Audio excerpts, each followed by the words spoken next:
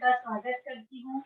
आज कविराज श्री तुलसीदास जी की जयंती के पावन अवसर पर हम एक नया सेगमेंट शुरू करने वाले हैं। इसके बारे में हमें अवगत कराएंगी जिनकी ये परिकल्पना है डॉक्टर रानी गुप्ता जी, जो कि विष्णु लक्ष्मी फाउंडेशन की को फाउंडर, पेनिकिलर, homeopath, child counsellor and dietitian है। तो मैं अपने शब्द सुमन से रानी दीदी का स्वागत करती हूँ। जय श्री कृष्ण रानी जी। जय श्री कृष्ण। जय श्री कृष्ण सभी विभूजन।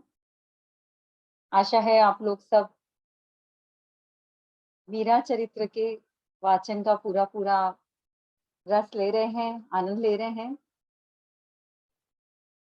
हमारे साथ मीरा चरित्र वाचन कर रही हैं संतोष मुदानी जी, और आज का एक विशेष दिन, एक विशेष सत्र, एक अलग राह हमने ली है, लेने जा रहे हैं।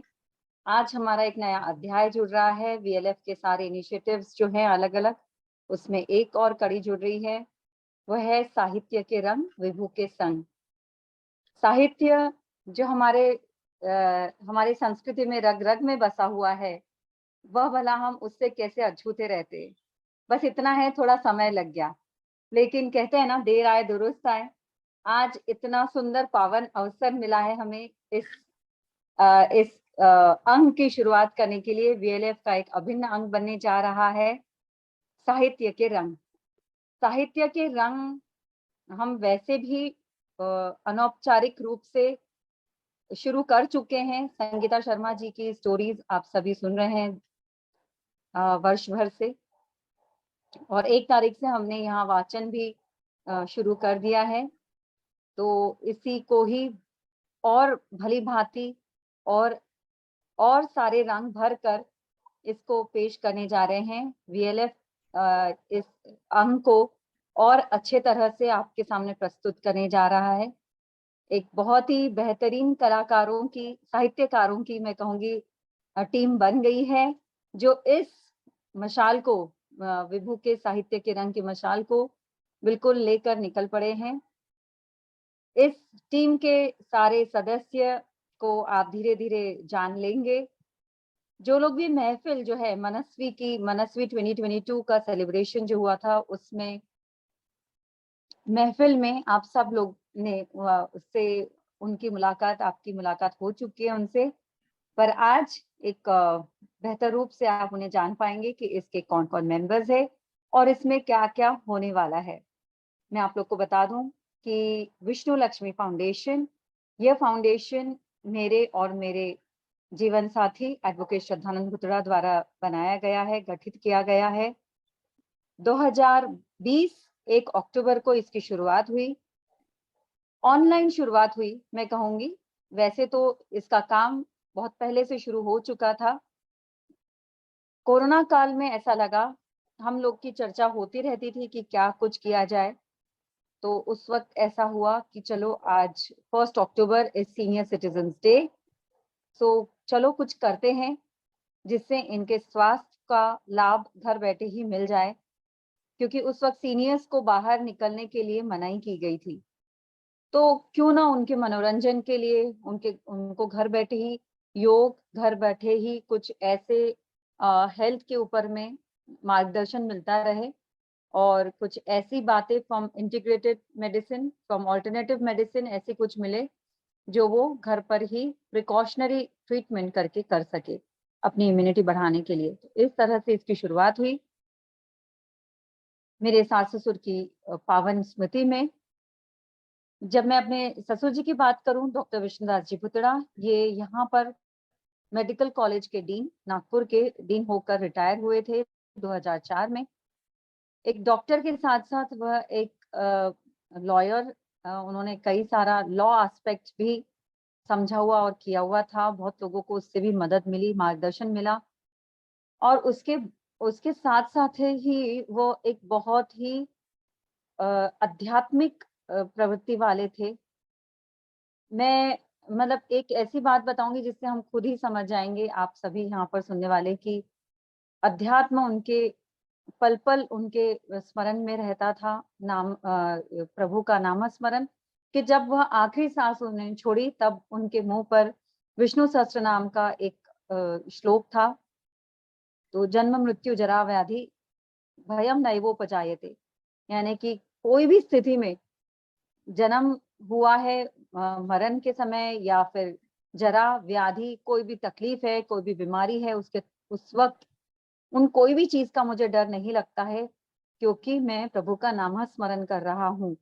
इस अर्थ को रखते हुए, ध्यान में रखते हुए, विष्णु सहस्त्रनाम वैसे भी उन्होंने अर्थ सहित अपने आत्मसात किया हुआ था, और इसी के चलते आखिरी सांस छोड़ते समय भी विष्णु सहस्त्रनाम का उन्होंने चिंतन करते हुए अपने प्राण त्यागे थे। और इतना ही नहीं, उन्होंने अपनी इतनी ऐसी व्यस्त रहने वाली ड्यूटी संभालते हुए, मतलब एक डीनशिप संभालते हुए, उन्होंने अध्यात्म को बहुत अच्छे तरह से उसका पालन किया। सुबह में जल्दी उठ के उन्होंने बहुत सारी किताबें वो पढ़ा करते थे। साथ ही पूरा साथ देती थी मेरी सासू जी, जो खुद एक रेडियोलॉजिस्ट थी, दोनों भी रेडियोलॉजिस्ट थे। मेरी सासू माँ भी अपेक्स मेडिकल ऑफिसर रह चुकी है बीमा दवाखाने विदर्भ रीजन की, और वह भी उनका नाम डॉक्टर विजय लक्ष्मी बुतड़ा। तो वह भी पापा जी का इस अध्यात्म यात्रा में पूरा साथ देती थी, और कई सारी किताबें, ग्रंथ हमारे घर में एक लाइब्रेरी के स्वरूप में विद्यमान है, मैं कहूँगी। और उन्होंने और तो और, जैसे आज हम विशेष दिन हमारा आज योगा योग बहुत सुंदर तरीके से आया है, वह है संत तुलसीदास जी जयंती, और हमारे घर का नाम भी पापा जी ने तुलसी छाया ही रखा हुआ है। तो ये आज से 35 वर्ष पूर्व की बात है। तो इतना प्रगाढ़ उन लोग का विश्वास रामचरितमानस में, और तुलसीदास जी के हर एक रचना को, मतलब विनय पत्रिका जो सबसे श्रेष्ठतम उनकी रचना मानी जाती है, उसको भी उन्होंने पूरी तरह से उसको जाना, उसका वाचन करते थे। तो इस तरह से विशेष, मतलब साहित्य में, और पापा जी लिखते भी थे। उन्होंने मेरे 7वें महीने के प्रोग्राम के समय भी बिल्कुल बैठे-बैठे ही इतना बड़ा उन्होंने आशीर्वाद स्वरूप एक कविता लिख ली थी। अभी अनफॉर्चुनेटली मेरे पास में है नहीं वो कविता, कहीं है इतना मुझे विश्वास है, क्योंकि बहुत सारी किताबें और बहुत सारा साहित्य सामग्री हमारे घर पर है। उस वक़्त मैं सँभाल नहीं पाई, पर वो है इतना मुझे पता है, तो कभी मौका मिला तो मैं शेयर करूँगी। उन्होंने खुद अपने हाथों से लिखी हुई है, बहुत सुंदर अक्षर थे उनके। तो ऐसे वो खुद एक साहित्यकार थे, और साहित्य में विशेष रुचि, आध्यात्मिक साहित्य में विशेष रुचि। उनके प्रेज़ेंटेशंस भी बहुत अच्छे-अच्छे हुआ करते थे। जापान में भी उन्हें जब जाने का मौका मिला, तो पेपर प्रेज़ेंटेशन भी उन्होंने गीता जी का श्लोक लिखकर अपनी बात को समझाने की कोशिश की थी, वहाँ जापानीज़ लोगों को, वहाँ के डॉक्टर्स को, इंग्लिश में।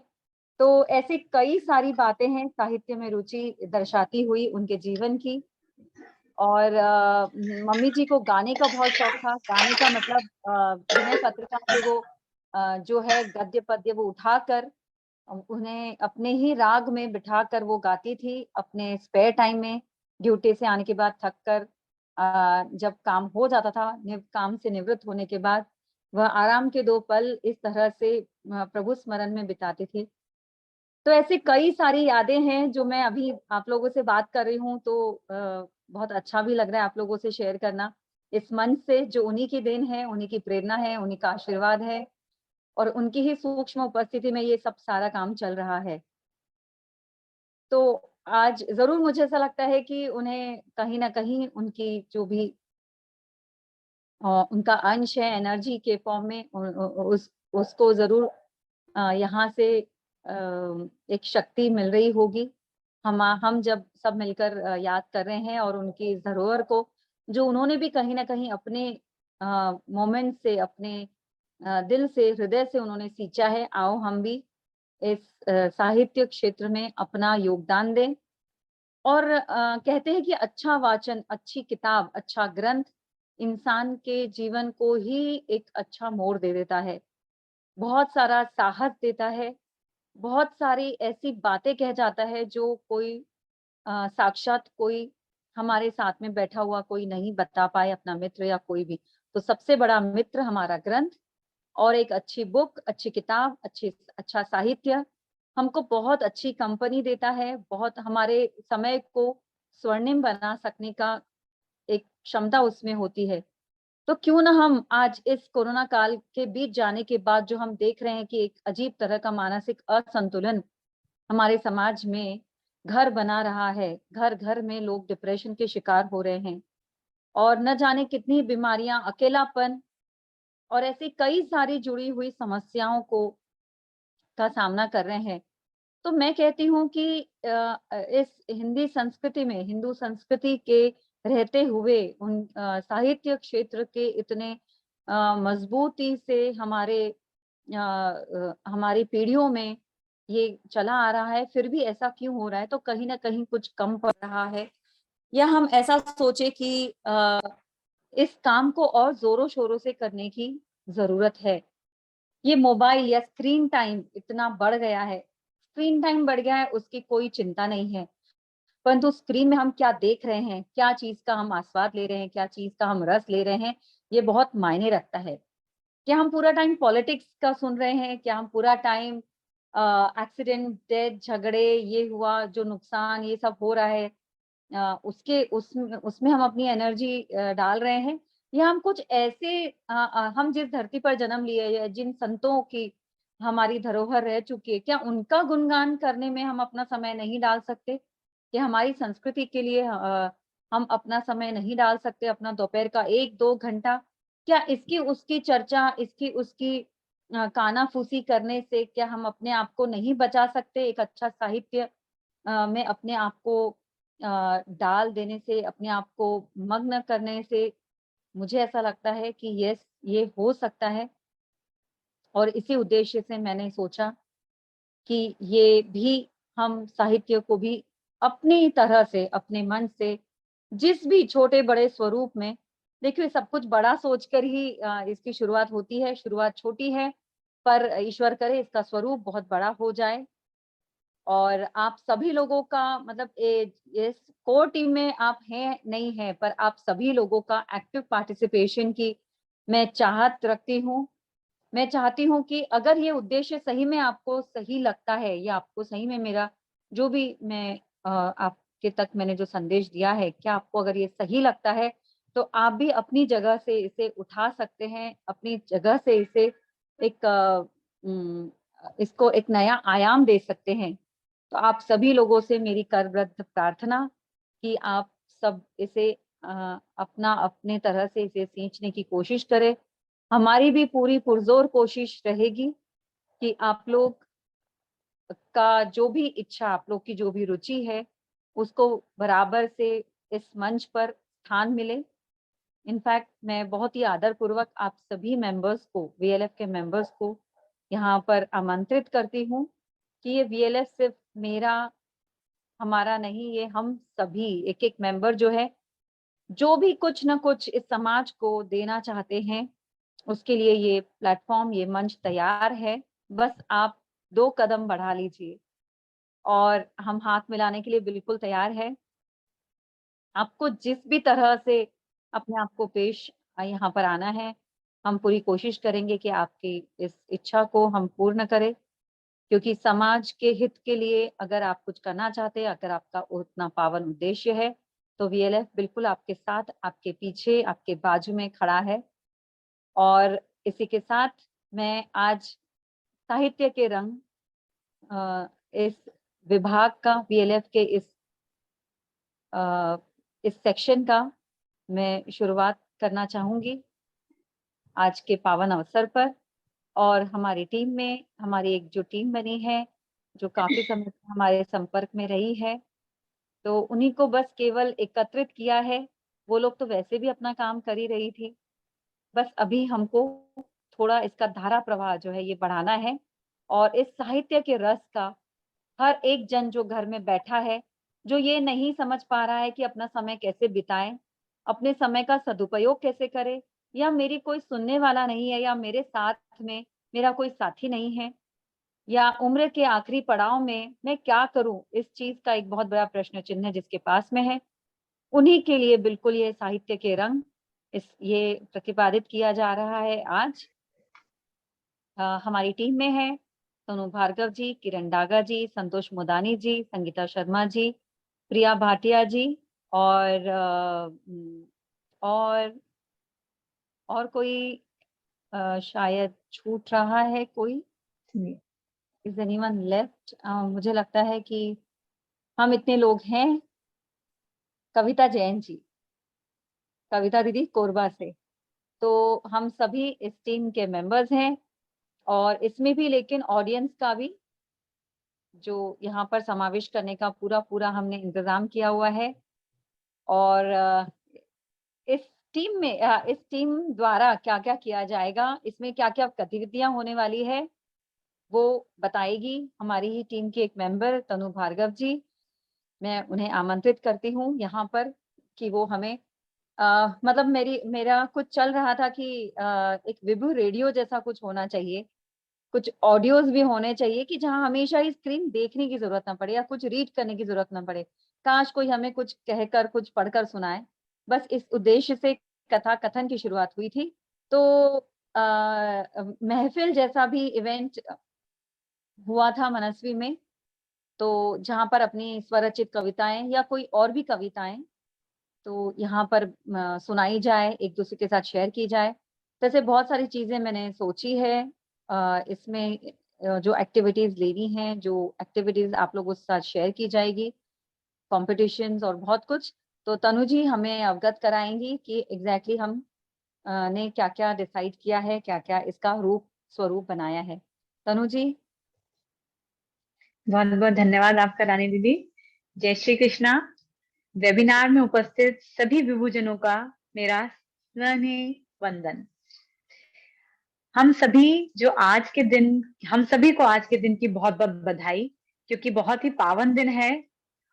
आज ही के दिन साहित्य के रंग विभू के संग का शुभारंभ हो रहा है और आज ही संत तुलसीदास जी की जयंती है, तो एक बहुत ही पावन दिवस है ये। राम कृपा जो उन पे बरसी, लगी ऐसी प्यास। राम कृपा जो उन पर बरसी, लगी ऐसी प्यास। रामचरितमानस को मन से रचते तुलसीदास। रामचरितमानस को मन से रचते तुलसीदास। चित्रकूट के राजापुर घर जन्मे आत्मा राम। तुलसी देवी उनकी माता, बचपन बोला राम। रूप परम रत्नावली पत्नी, जगी मिलन की आस। यमुना तैर शयन को पहुंचे, यमुना तैर शयन को पहुंचे, चाहत चैन करार। पत्नी ने फिर खीज उतारी, पत्नी ने फिर खीज उतारी, खूब लगी फटकार। सुन के दोहा पत्नी का तब, छोड़ दिया सब मोह। राम भजन में डूबे ऐसे, खोए भगवान छो। ऐसे थे हमारे संत तुलसीदास। सुंदर, साहित्य बहुत सुंदर। समाज का बहुत बहुत धन्यवाद। साहित्य समाज का दर्पण होता है और साहित्य का उद्देश्य होता है कि समाज में जो भी कुरीतियां फैली हुई हैं उनको निरंतर एक स्वस्थ समाज की ओर अग्रसर करना। और इसी उद्देश्य के साथ साहित्य के रंग वीएलएफ के संघ ग्रुप की स्थापना की गई है, जिसमें साहित्य प्रेमी उत्कृष्ट रचनाकारों के द्वारा लिखी गई कविताएं, लेख, संस्मरण, कहानियों आदि का आनंद उठा पाएंगे। जिसके अंतर्गत हमारी जो संतोष मोदानी जी हैं, उनका मीरा चरित्र का वाचन अभी चल ही रहा है और संतोष दीदी के द्वारा भी कहानियां आप पिछले 1 साल से सुनते आ रहे हैं, वो इसी के अंतर्गत है। समय समय पर विभिन्न प्रतियोगिताएं आयोजित की जाएंगी जो साहित्य प्रेमियों के लिए होंगी। हास्य कवि सम्मेलन, जुगलबंदी, शायरी, महफिल मनस्वियों की, ये सब आयोजन है जो साहित्य प्रेमियों के लिए किए जाएंगे। आशा है साहित्य के रंगों से भरा ये मंच आपके प्यार व सानिध्य से नित्य नई ऊंचाइयां छुएगा। और अंत में मैं रानी दीदी और पूजा दीदी का तहे दिल से शुक्रिया अदा करना चाहूंगी कि उन्होंने हमें एक प्लेटफॉर्म दिया है जहां पर हम अपनी प्रतिभा का प्रदर्शन कर सकते हैं। बहुत बहुत धन्यवाद आपका। धन्यवाद तनु दीदी। बिल्कुल, ये सारी जो हम लोग ने एक्टिविटीज सोची है, ये हमारी कोशिश है कि सब तक पहुंचे, और यहाँ पर जो भी उपस्थित है उनकी भी, मैं उन पर भी यह जिम्मेदारी डालना चाहूंगी कि कृपया करके अच्छी बातों का, अगर आपको ऐसा लगता है, जो कि मुझे पूरा विश्वास है, आप ज़रूर से इसे अपनी तरह से, अपनी ओर से इसे प्रमोट करेंगे, और पूरा आपसे सहयोग मिलता रहेगा। इसी के साथ साहित्य के रंग वीएलएफ के संग इस टीम के जो सदस्य हैं उनसे आओ चले हम मिले। हमारे साथ हमारी टीम में है तनु भार्गव जी जो मुंबई से है, जय श्री कृष्णा दीदी। प्रिया भाटिया जी जो मलेशिया से ज्वाइन होने वाली हैं और अपना योगदान देती रहेगी समय समय पर, जय कृष्ण। संतोष मोदानी जी नागपुर से, जय श्री कृष्णा। कविता जैन जी छत्तीसगढ़ से, कोरबा से, जय श्री कृष्णा। संगीता शर्मा जी कोलकाता से, और किरण डागा जी नागपुर से। तो ये सभी हमारे मेंबर्स जो इस साहित्य के रंग में सुंदर से रंग बिखेरने के लिए हमारे साथ सब मिलकर हम लोग काम करने वाले हैं, और इस साहित्य के रस का पूरा आनंद लेने वाले हैं। तो आप सभी जरूर से जुड़िए वीएलएफ के साहित्य के रंग से। बहुत बहुत धन्यवाद।